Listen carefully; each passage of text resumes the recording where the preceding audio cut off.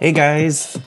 I got stopped yesterday when we were walking by a couple different couples, and they were wondering what was around the girls' necks. And so, of course, naturally, I stopped and told them. And so these are the e-collars that I have been kind of talking about in some of the videos. I forget if I edited that part out or not, but this doesn't replace a leash, but it's a device that I use with my dogs that is either enforced with the leash or when they're off leash. It's my safety net knowing that this isn't going to hurt them, but it's something that gives them that stern warning of, you know, hey, you got to listen to whatever the command is for everyone's safety, really. So again, this doesn't hurt the dog at all. If you guys are interested in more about this, continue following along.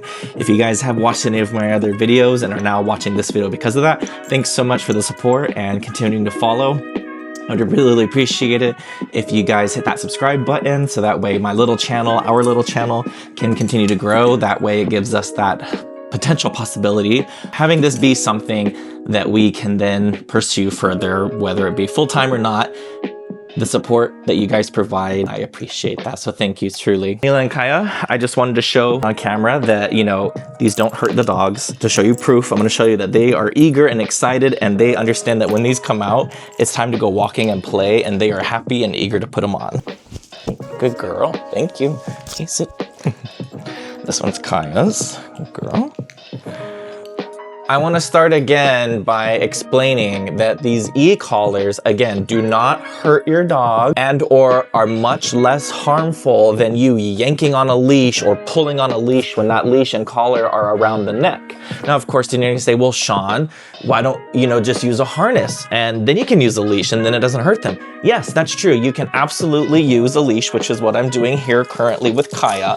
And if I want her to do something, I'm going to use this leash to apply pressure to guide her or direct her to the position that I want her to be in. Now, depending on what I'm training her or asking her to do, she already knows a lot of commands and things, I guess, that I'm not going to necessarily demo in this video. But what I'm trying to explain for the e-collar purpose is that it's a pressure, or it's a, not necessarily a bad or negative, I guess, input, but when you apply pressure, or like for instance, when you grab your kid by the shoulder or the arm, you kind of tell them and wrangle them in and say, hey, what you're doing is not okay. That's what you're doing with the leash. Now, the whole reason I'm doing this video is because, one, I've had people comment or say that these things are worse or I'm terrible for using this. And that this whole purpose of this video is for, if you guys are ever interested in using this and you would like to see more, I guess, demonstrations on how to use this properly, then please let me know down in the comments below if it's been helpful for you, or if you have your own tips and tricks that maybe works different for you. Because just because what works for me doesn't mean it's going to necessarily work for you. So this is something that I think is kind of like a proof in the pudding, that what you see on camera, obviously it has to speak for itself. My dogs are pretty well trained. They listen, they're obedient, they have an excellent recall, and of course they're still dogs when they're dogs. So I think I also had a comment one time, someone didn't believe or thought that having a service dog, they always have to be 100% of the time calm and never playful. That's not true. So, dogs are still dogs. When you let them be dogs and have fun and play, that's what they are. They're still dogs. But when they're working out in the field and they're being task trained or task, I guess, handled in the moment, then of course you'll see proof in the pudding for that. So hope that clears anything up.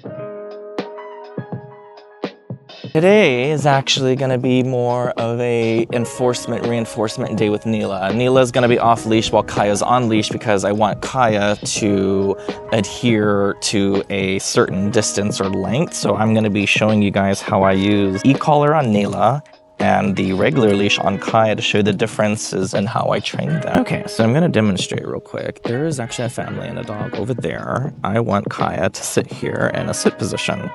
All I've done is told her to sit. I haven't done anything with the remote because she's already somewhat trained or is trained. Now, what I'll demo though is if she were to break the command, or if I give her the break command and then I want her to return to that position, let's say for instance, I say, okay, good girl. She gets up. But then let's say I don't want her to do that. I'm getting a little worried. Neela, sit. So Neela will typically just listen on command or knows not to leave. Kaya is still learning, so Kaya, sit. So being that she's not sitting, I'll give her a verbal, audible command. Oh, good girl, she's peeing, so that's fine. But I just want to explain that the verbal, audible button, the sound, it's not harmful at all. It's just a sound. For instance, I can say sit. She should do it on her own. So if she's not gonna do it, I'm gonna show you the vibration. So I'm gonna give her just a gentle little buzz. It's literally the strength of like your cell phone's vibration. So I'm gonna say sit, and if she doesn't do it, sit, vibrate, sit, sit, kind of sit. Good girl. So you hear her whining. She's not in pain. That was only the vibration. Again, it's literally like your cell phone in your pocket just vibrating. It just gives you that gentle, you know, zzz. Hey, someone's calling, someone's talking to you. And if she doesn't respond to that, or if she completely breaks the command like she just did, and like, let's say I was absolutely worried, I was scared for her safety, someone else's safety, if she was lunging or ran away, I'm not gonna demonstrate it because I don't wanna inappropriately shock her, but this button here is a level 1 shock, and you can adjust it from level 0 to 100. Even on the highest setting, it's almost the same as level 10. So really, I only really feel a difference between levels 1 through 10. And just so you know, again, this is not abuse. It's not harming your dog unless you are abusing it by slamming on it every single time for inappropriate reasons. If you're doing this for a safety reason, to keep them safe, keep them out of harm's way, or prevent them from harming themselves or someone else because they're lunging after a cat, a bird, or a dog, if you've trained them enough to know a basic sit or come here command, and you give them those first, you know, warning signs of like a sound or a vibration, they should listen to you and come to you right away. But the fail-safe is the shock feature, which again, it's like if you're a 90s kid, you'll remember the toys from the 80s, 90s, whatever, like those little like crystal ball or like truth and dare toys from like Spencer's. And if you like are the unlucky one to get zapped by it, it just kind of gives you a quick little jolt to the fingertip. It does not hurt you at all. It just is more alarming. It's scary, right? So it's more of like, oh shit, I gotta listen to what's going on or pay attention to what's being commanded of me. If again, you find this helpful at all, or you have your own tips and tricks or any recommendations, suggestions for me, or things that you agree or don't agree with, you know, be kind about it, but start a dialogue. Leave a comment down below. All right, let's go on our walk and let's see how you guys do.